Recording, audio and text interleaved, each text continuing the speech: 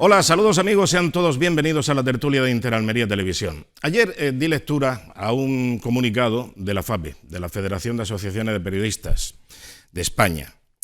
Hoy también la Asociación de la Prensa de Madrid ha tenido que salir en apoyo de otro periodista. Este periodista, para que vean ustedes que en todos sitios cuecen habas y en algunos calderadas.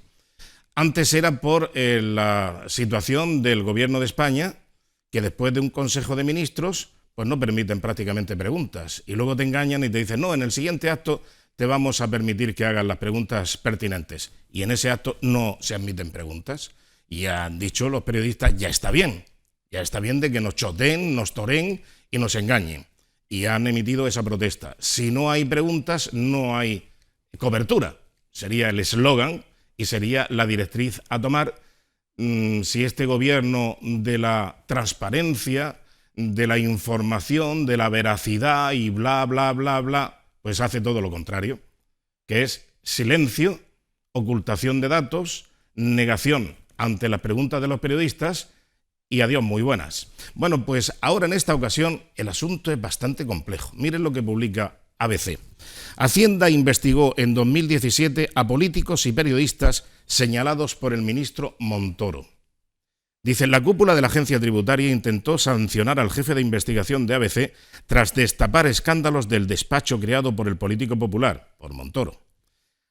Así inspeccionó Hacienda al periodista de ABC Javier Chicote. Investigaron a mi hija de 4 años.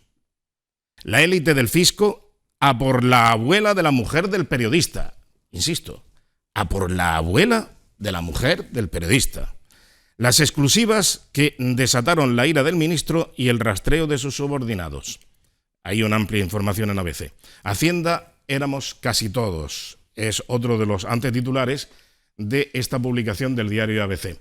Todo esto el periodista Chicote ya lo puede demostrar con documentación sobre su expediente, porque ha tenido acceso a él. Pero en fin, así están las cosas.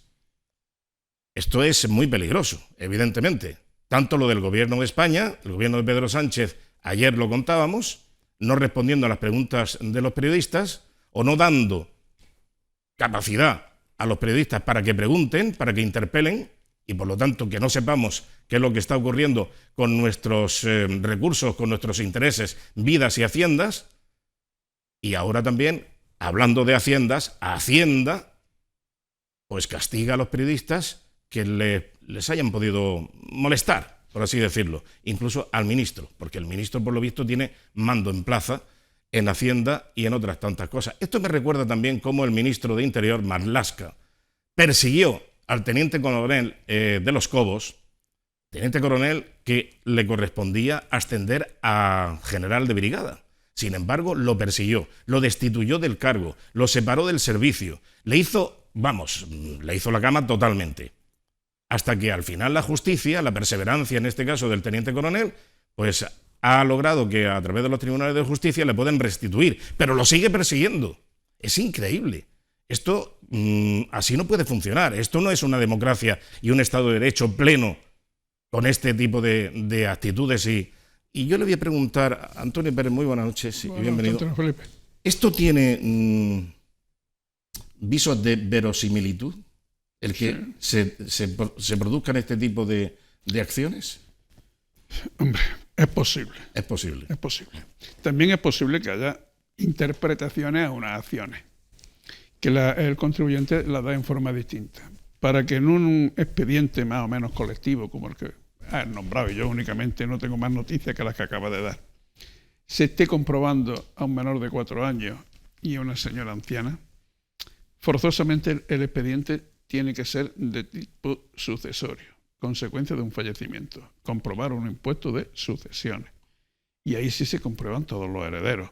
Y entre los herederos puede haber menores y puede haber mayores que reciban usufructo o cosas así. El mero hecho de que en una herencia se cite a todos los que intervienen puede dar la impresión de Hacienda me está persiguiendo. Lo mismo no es el ministro, lo mismo es el funcionario que ha visto el expediente. No siempre tiene por qué ser el ministro. ¿Que el ministro puede dar instrucciones? Sí. A mí, el que den instrucciones para que se compruebe algo, no es normal, no deben darlas, pero no me parece tan mal. porque todos estamos obligados a hacer las cosas bien y por lo tanto estamos expuestos a que nos comprueben cuando quieran. A mí me parece peor cuando las instrucciones son en el sentido de que no se comprueben a determinadas personas. Porque eso demuestra que esas personas, el ministro, el que dé la orden, sabe lo que hay. Por ejemplo, cuando era secretario de Estado José Borrell, vino una instrucción en toda la inspección de Hacienda de que el funcionario de inspección que entrara en el ordenador a ver el expediente de Juan Guerra sería expulsado automáticamente. Eso te pilló a ti trabajando. Eso me pilló a mí ya fuera, pero entre que estaba dentro y fuera, ahí en media. Me llegó también la instrucción. Eso para mí es peor. Ya. O sea, es decir a toda la inspección, a este no me lo toques. No me podéis mirar su expediente. El que todos estamos expuestos a que nos revisen desde que presentamos una declaración. Muchas veces se confunde también la labor de gestión, que suele ser la que comprueba las declaraciones, de la de inspección. Gestión solamente puede comprobar lo que tú has declarado. Ya. Mientras que la inspección investiga si ha hecho cosas que no has declarado. Esencialmente esa es la diferencia. Te toman por lo mismo, pero siempre que hay algo de petición de información generalmente o algo de justifique esto que usted ha declarado, es de gestión. Ya. Y a hechos concretos o a periodos concretos. No hay inspección que suele ser de carácter general y para todos los impuestos de un periodo generalmente de 4 años. Ya. En gobiernos plenipotenciarios del Partido Socialista, me refiero cuando gobernaba el Partido Socialista a nivel nacional, regional, provincial, local, etcétera, yo tengo pruebas evidentemente de que a mí me han perseguido por tierra, mar y aire, ¿eh? Pero bueno, pero en fin. O sea que por eso, pero te quería preguntar, oye, ¿esto es verosímil? Pues sí. Forzosamente no tiene por qué ser el ministro. Ya, hombre, por supuesto que no. Hombre, puede haber alguien en Hacienda que te tenga cierto cariño. Exacto, claro. Y le dé por eso. No, pero no solamente hablo de Hacienda. Las demás cosas. Hablo de otro frente, evidentemente. Bueno, saludamos a nuestro contertulio de esta noche también. José Antonio, buen día. ¿Qué tal? ¿Cómo estamos? Muy bien, buenas noches. ¿Todo correcto? Todo correcto. Todo correcto. Los papeles en regla, ¿no? Los papeles en regla. Vale, vale. Más te vale. Sí, en estos temas es que es muy complicado. Yo siempre parto de la idea de que hay una excesiva burocracia y una excesiva carga de impuestos diferentes o de diferentes impuestos y tasas. Es muy fácil hoy en día que aunque uno crea que lo lleva todo bien, se escape algo, porque son demasiados. Toda la parafernalia de impuestos, tasas, te se ha olvidado, te se ha pasado, debería ser más simple. Tan simple que quizá con 3, 4 impuestos, 5, se acabara todo y todo el mundo entendible.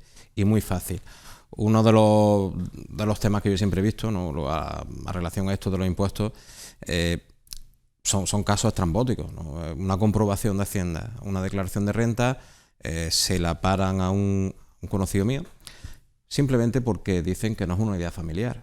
Actualizan el padrón, concretamente en Roquetas de Mar, y por un edificio donde vive, distribuyen su mujer en una vivienda, su hija en otra, y dicen que no es una unidad familiar. Yeah. La hija vivía sola en otro piso, la habían puesto con meses. Es decir, que sí, que se producen errores. Que haya verisimilitud entre lo que hacen uno y otro, yo no tengo absolutamente ninguna duda de que cuando alguien, bien sea Hacienda, un funcionario, alguien está ahí metido y quiere hacerte daño o molestarte, lo hace. Es decir, aprovechan sus cargos y lo aprovechan para hacer daño. Y pruebas no solamente periodistas, empresarios, y lo hay.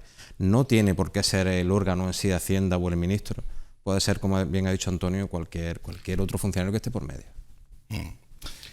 Yo recuerdo como anécdota que en la inspección se trabajaba con unos planes de inspección que se iban haciendo pues, por periodos trimestrales, semestrales o anuales, y que a la hora de confeccionar esos planes, que entonces se hacía en la propia oficina de la inspección, pues cualquier funcionario podía decir, oye, debéis de comprobar a este o a otro. Una empresa que metieron en inspección era un comercio en el que la mujer de un auxiliar tuvo una discusión allí en el mostrador. Y llegó con la mujer, fue a ella, oye, esta empresa, ¿por qué no la metían? Y fue el motivo de comprobarla. Fíjate. Cosas tan raras sí, ocurren. Efectivamente. Es lo mismo que si, yo que sé, a la Guardia Civil de Tráfico, a la Policía Municipal, le dices, ¿qué pasa, gente? ¿Es que he hecho algo malo? Pues ahora te vas a enterar. Ahora te vas a enterar. Venga, saca los papeles, permiso, tal, no sé. El pilotito.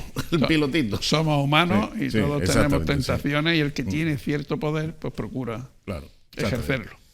En fin, cuando digo la policía municipal o digo la Guardia Civil de Tráfico, ya tenemos aquí la misma de ayer con nuestro amigo Juan Fernández Cabeza, que decía, yo decía, bueno, las empresas, las pymes y los autónomos, dicen, bueno, las empresas y los trabajadores son los que generan riqueza y tal. Digo, claro, pero bueno, es que ya sí tenemos que afinar hasta el límite de, no sé si era la sinécdoque o la metonimia, ¿sabes? Pero que no podemos estar ya con los tropos es que de la figura. La empresa no es el empresario. Exactamente. Una cosa es el empresario y otra es la empresa. O sea, claro, la empresa la componen todos. Exacto. Ya incluidos los trabajadores. Pero en fin, bueno, a lo que iba. Vamos a ver. El asunto de... El gobierno traslada a Almería a otros 166 inmigrantes llegados en Cayuco a Canarias. Han venido a Almería, aparte de los que ya había. Cruz Roja ha acogido hoy a otros 112 en hoteles del Toyo y 54 más se han instalado en el Centro de Atención de Emergencia y Derivación de la capital. Se suman a los 321 que llegaron el martes. Aclara esta información de Diario de Almería que la crisis humanitaria que está... Es que claro, la crisis humanitaria no es esto. La crisis humanitaria es cuando hay una crisis en Cruz Roja, en Save the Children, en los que hacen la labor humanitaria. Esto no es crisis humanitaria, esto es una avalancha de inmigración ilegal que está atravesando el archipiélago canario con la llegada de más de 13.000 inmigrantes a lo largo de octubre. Se ha extendido a la provincia de Almería, que es el punto más caliente de desembarcos de pateras de la península en lo que va de año. Ante el colapso migratorio de Canarias, el Ministerio de Interior ha decidido descongestionar los centros canarios, desplazando a otras provincias españolas a un importante número de los subsaharianos que habían llegado en Cayuco a las islas y a principios de semana fueron trasladados en avión hasta Madrid y posteriormente en autobuses 2 contingentes de 321 inmigrantes que se instalaron en un hotel del Toyo, la urbanización más turística de la capital almeriense, y otro de 200 al municipio malagueño de Torrox. Más de medio millar de personas, de las que se han sumado hoy otros 166 africanos, que también han sido acogidos por Cruz Roja en hoteles del Toyo, 112, y en el Centro de Atención de Emergencia y Derivación, 54, que tiene esta entidad en la capital almeriense. Bueno, pues yo no sé si esto va a ser el ritmo habitual, si esto va a ser así, si el gobierno, con tal de solucionar el problema en la Isla de Hierro o en cualquier otra isla del archipiélago canario, va a seguir derivando, y todo esto pues sin contar con las autonomías, con la primera autoridad local, como le ha ocurrido a la alcaldesa de Almería, que se entera gracias a una información que dio en radio, y a los 2 minutos el subdelegado del gobierno dice, hombre, ya que ha cantado la gallina, tendremos que decir algo a la primera autoridad local que tratábamos de engañarle. Bueno, pues yo no sé qué es lo que va a pasar en lo sucesivo, desde luego. Para mí, Antonio, esto es una invasión. No es crisis humanitaria, no olvidamos ni de ser más humanos, menos humanos. No se trata de eso, se trata de una invasión en toda regla. Todos estos señores que vienen ahora aquí, subsaharianos, sabemos de dónde vienen, si son buena gente, si son terroristas, si son guerrilleros, si son criminales, si son violadores. No hay nada. Simplemente los traen, los alojan en un hotel de 5 estrellas, graban sus magníficos vídeos con los smartphones, que curiosamente para venir de una crisis humanitaria tienen mucho. Bueno, pero priorísticamente, José Antonio, no podemos tener la caución de decir, bueno, es que me pueden venir guerrilleros, como tú dices, terroristas, etcétera, o gente de... ¿Y por qué no? Bueno, también, pero vienen de países donde la crisis realmente suelen ser esas, suelen ser guerras de bandos, asolados por guerras, terrorismo. Sí, pueden venir huyendo precisamente de eso. Precisamente sí, hoy se pueden colar entre medio. ¿Por qué lo no? que viene no es representación de la sociedad que hay en los países de origen. Vienen varones, al 99%, de entre 20 y 30 años, sí. De entre 20 y 30 años, físicamente fuertes, en condiciones, con buenos teléfonos. Me ha resultado curioso ver que hoy han puesto en televisión unas imágenes de los que están aquí en el Toyo y aparece alguno con barba perfectamente perfilada y recortada. Estos no vienen de pasar hambre, ni mucho menos. Esto es un ejército en marcha sin uniforme. El problema que con esto es las mafias que ahora mismo están utilizando a estas personas que tienen la necesidad de salir de sus países o de buscar otra alternativa, y que bueno, están haciendo hasta el punto de que han dejado ya el narcotráfico porque esto les resulta más rentable. A la mafia, sí. Y claro, con lo cual quiere decir que esta gente viene con dinero. Sí, claro que viene con Los dinero. que vienen. Y además, ojo, no vienen en estas pateras, en esos cayucos. No vienen pasando hambre. No vienen en esos en los cayucos no vienen, porque, está hombre, claro. hay que tener un poquito de información respecto de cómo están las aguas en ese tramo, ¿eh? Hay unas cuantas millas en el tramo Son alrededor de 950 millas. Bueno, estamos hablando de 1.800 kilómetros, 1.700 aproximadamente. Un cayuco con un motor pequeñico que no anda más de 5 nudos. No, eso viene en grandes embarcaciones nodrizas y después cuando están cerca de las... Y además es que ese tramo del Atlántico es muy peligroso porque tiene una climatología y tiene una... oceanografía muy compleja para un cayuco. Como para venir, como ha venido algún cayuco con 300 personas. No, ni mucho menos. Y además, mucho en menos, una travesía de 5 días, con la estabilidad que tiene ese cayuco, atestado hasta arriba, haciéndote agua, con, ya te digo, esa estabilidad, con tantas personas, no puede ser. Y ese motor, el combustible, ¿dónde está? Que no. El combustible necesario. Bueno, pues precisamente hoy ha estado el Isaías Bendodo en Almería para hablar de varios temas y por supuesto que uno de los asuntos ha sido este de la inmigración ilegal y cómo está repartiendo el problema. El problema estaba focalizado en Canarias, pero ahora lo está repartiendo y lo está extendiendo por toda la geografía nacional el presidente del gobierno, Pedro Sánchez, porque es el responsable precisamente en última instancia de lo que está ocurriendo en varias poblaciones, e incluso en pueblos de Castilla, León, de la provincia de Málaga, de la provincia de Almería, y bueno, parece ser que en Andalucía el mayor porcentaje nacional se lo está llevando a Andalucía por designación expresa del gobierno de España, de Pedro Sánchez. Vamos a escuchar lo que decía Elías Bendodo.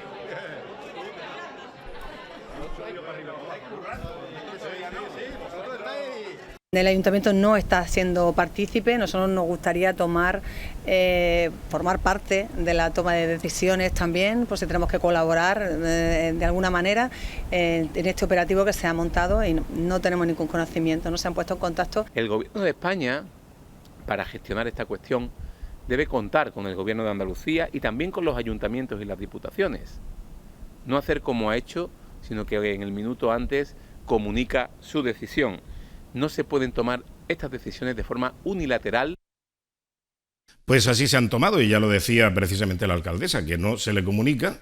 El ayuntamiento estaría encantado en participar y colaborar y también, lógicamente, pues prestar la ayuda necesaria y lo disponible que tenga el ayuntamiento de Almería, pero si no te informan y te lo encuentras de golpe y además decisión unilateral por parte del gobierno, porque aquí ha sido muy claro. Aquí los han trasladado en avión desde Tenerife hasta Madrid. Y de Madrid en autocares han llegado y previamente, porque esto fue el sábado pasado ya lo sabía Cruz Roja y lo sabía el hotel. Pero no lo sabía la alcaldesa, ni lo sabía el presidente de la Diputación, ni por supuesto nadie de la Junta de Andalucía.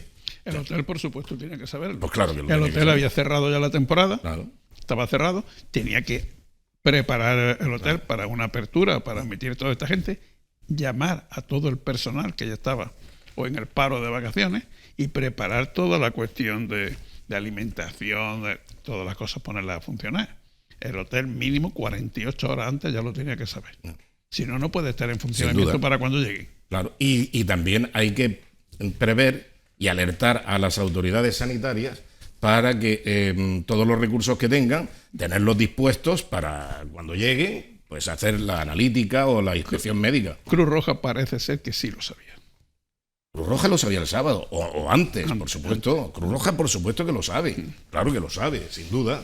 Pero claro, aquí el problema está en que si protestas, eres xenófobo, racista, tal y que cual. ¿Sabes? ¿Por qué? Porque únicamente lo que estás diciendo es pidiendo orden y concierto en esto.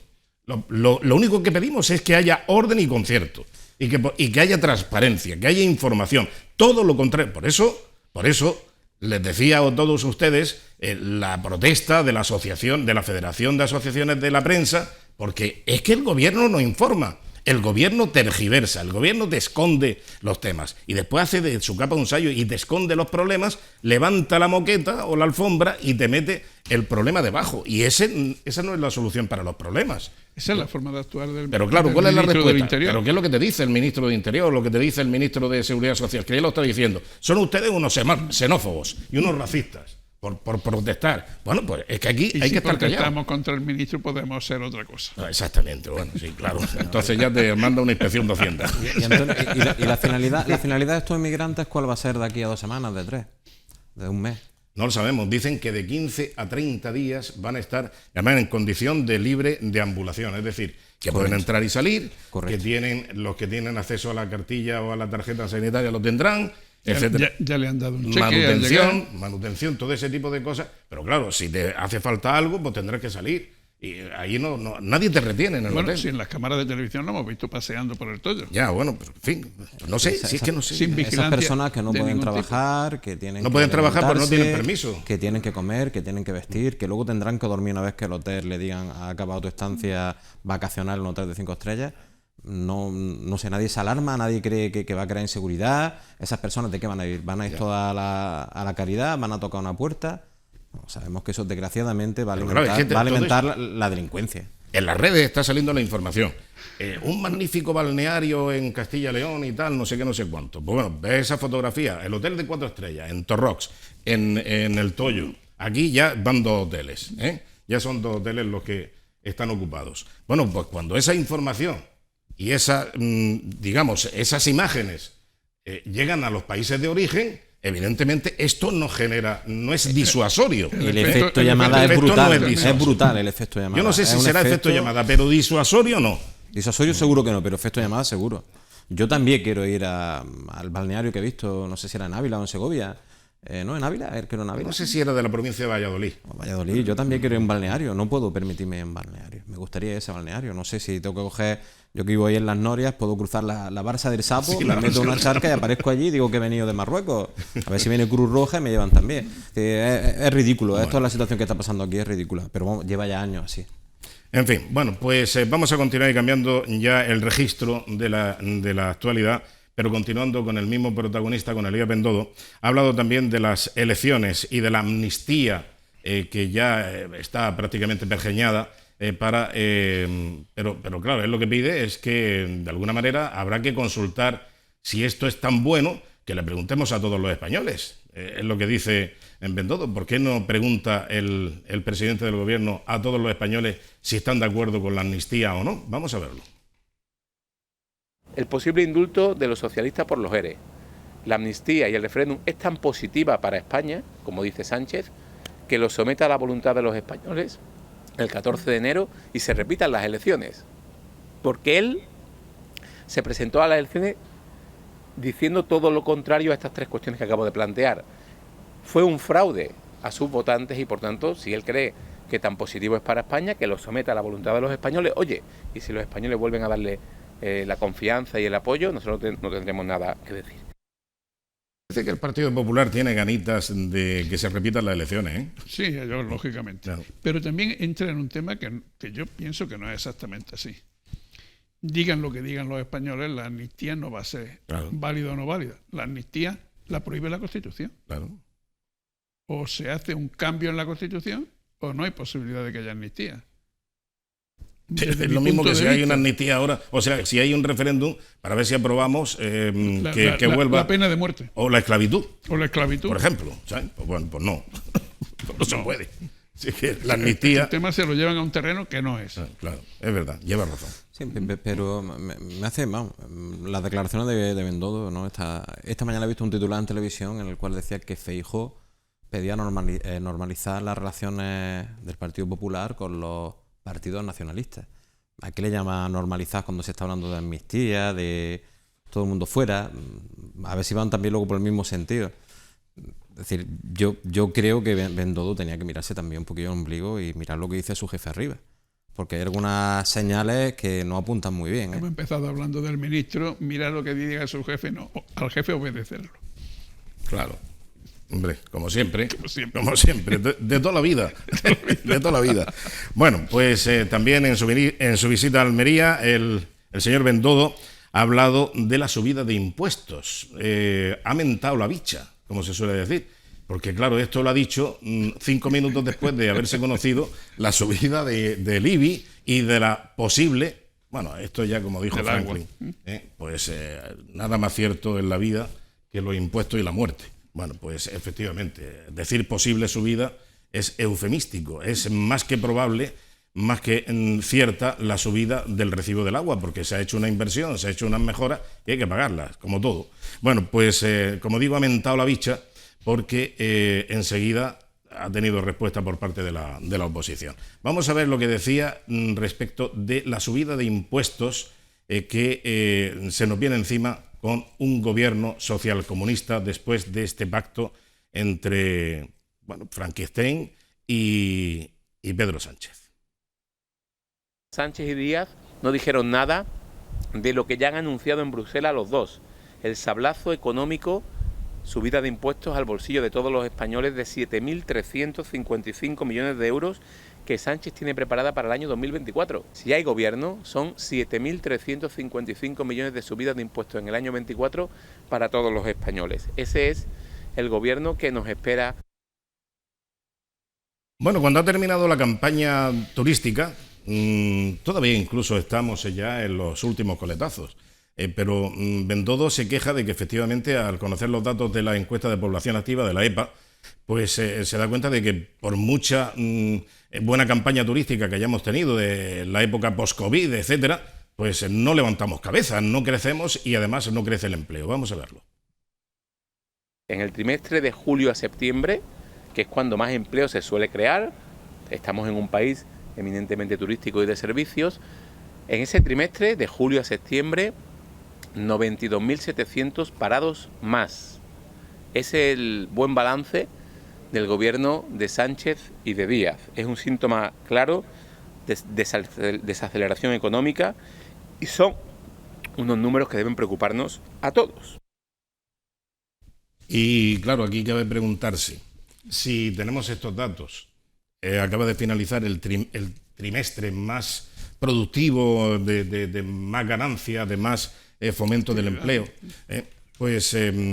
y tenemos estos datos, 92.700 según la EPA, es el momento de aplicar medidas como por ejemplo decía Yolanda Díaz, de incrementar el sueldo mínimo interprofesional, bajar las horas de trabajo ganando lo mismo. Es decir, estos precedentes son los que auguran este tipo de medidas. Según los objetivos que tenga.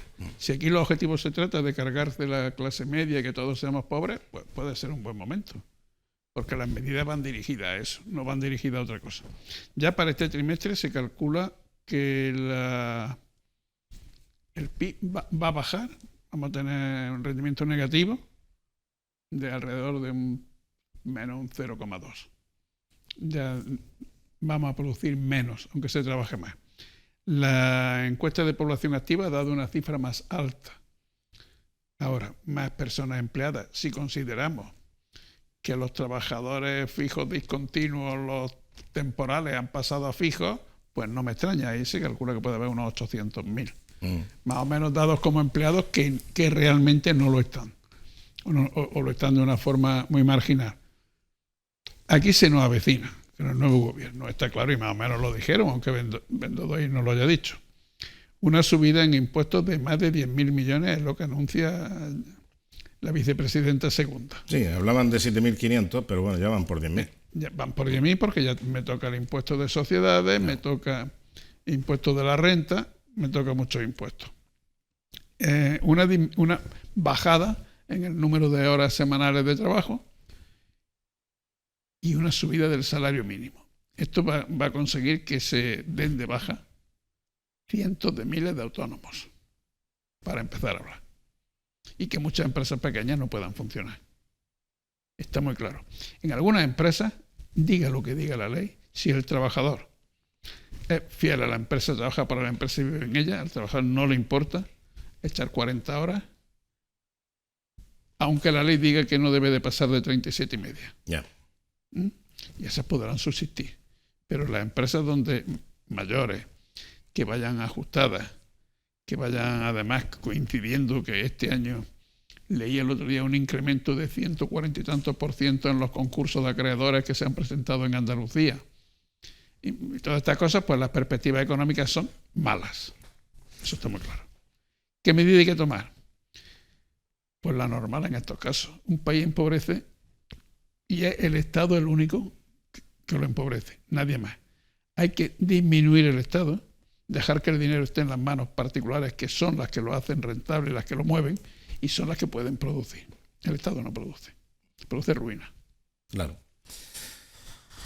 En fin, pero bueno, también te ofrece felicidad. José Antonio, te lo he puesto a huevo, ¿eh? No, siempre me lo has puesto muy a huevo. También te ofrecen felicidad. Porque Yolanda claro, Díaz lo que te ofrece es felicidad. Sí, el mundo maravilloso. Vamos a comprar unicornio, vamos a poner arcoíris y la vida cornucopia que no cesa de... Wonderful. Hombre, para mí esto, nos tienden todas estas medidas es para llevarnos a un sistema cada vez comunista malo. Venezuela 2.0 a pasos agigantados. Oye, ya sabes lo que decían de Cuba. Los cubanos eran muy felices. Súper felices. Muy felices. Basta con ir a Cuba y verlo, ¿eh? Ya verás qué felices son. Por eso se querían ir en balsa a Miami. Sí, van todos de Miami, van todos en balsa, sí. Está claro que lo que es la clase media se la quieren fulminar, pero de un plumazo. Y van a pasos gigantados. Cuando hay crisis, cuando hay que ahorrar, lo que no se puede hacer nunca es subir impuestos. Subir impuestos es la peor de las medidas. No hace falta irse a grandes enciclopedias de economía, sino que cualquiera que haya tocado un poquito la materia, entiendo los que tenemos arriba, algo habrán tocado dirigiendo el país, saben que subir impuestos no va a mejorar nada.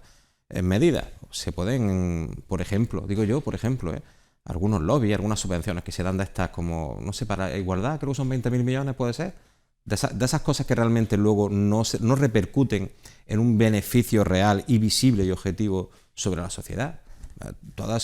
Por ahí se puede empezar. Cargos políticos, ¿por qué no se eliminan organismos como el Senado, con sus asesores, con sus secretarias, con sus chofer, con todas esas cosas son medidas que se deben de paliar antes? Parece que siempre está en peligro el bienestar si no se suben impuestos, si no pagamos todo. ¿Pero el bienestar de quién?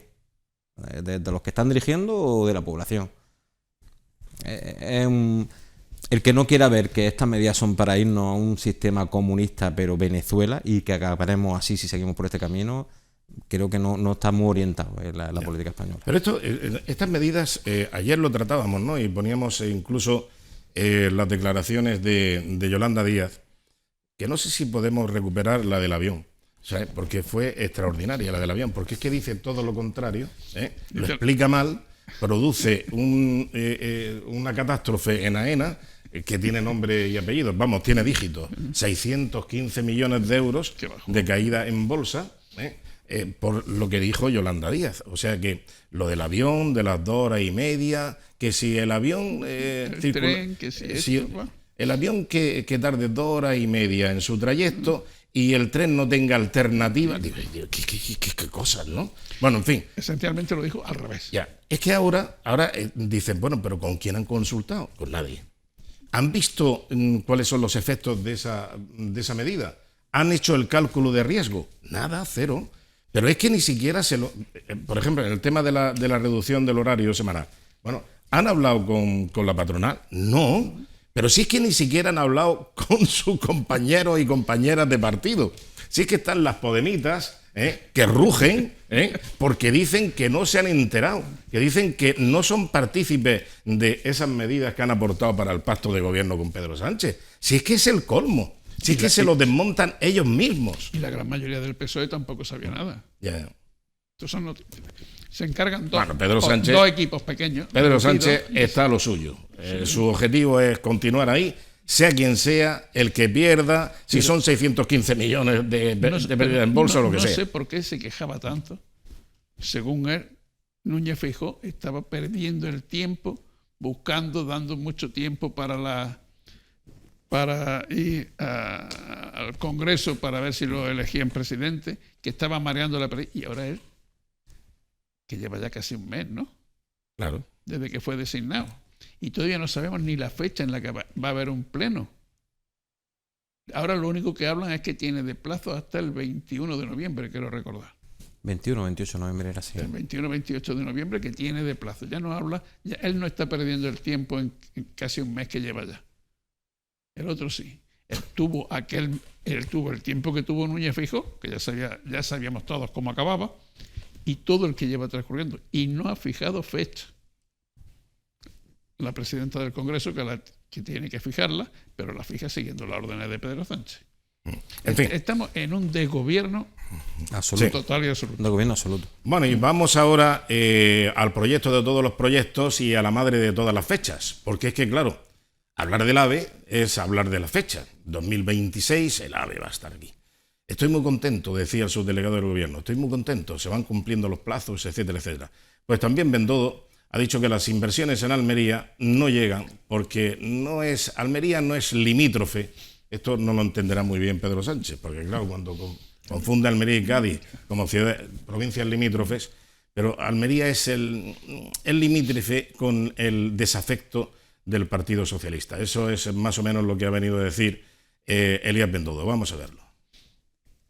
Porque tenemos un presidente del gobierno sectario, que solo invierte donde gana, y donde gana el Partido Popular ni invierte ni visita. De los 92 millones de euros previstos para inversiones hídricas en esta provincia, en los últimos 4 años, había 92 millones de euros previstos del gobierno, se han gastado 13 millones, es decir, el 15% de lo prometido. El mismo motivo por el que faltan actuaciones en el litoral, como el acondicionamiento de la playa del Toyo, la falta de compromiso clara con un AVE que al ritmo que van las obras difícilmente va a llegar a Almería en el año 2026.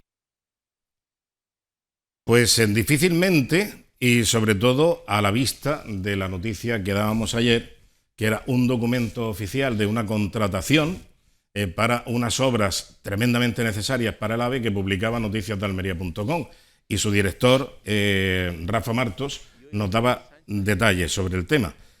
Por ejemplo, la promesa del gobierno del PSOE de tener listo el tren de alta velocidad en Almería para el año 2026 es ya materialmente imposible, según se desprende de la última adjudicación realizada por Adif, alta velocidad, consultada por Noticias de Almería. Se trata del contrato de obras, que ahí lo están viendo, ese es el contrato, y mantenimiento del proyecto constructivo de la subestación eléctrica de tracción y centros de autotransformación asociados al tramo Murcia-Lorca por un importe de 14,1 millones de euros. El plazo de ejecución de las obras, aquí viene el dato, el plazo de ejecución de las obras es de 48 meses.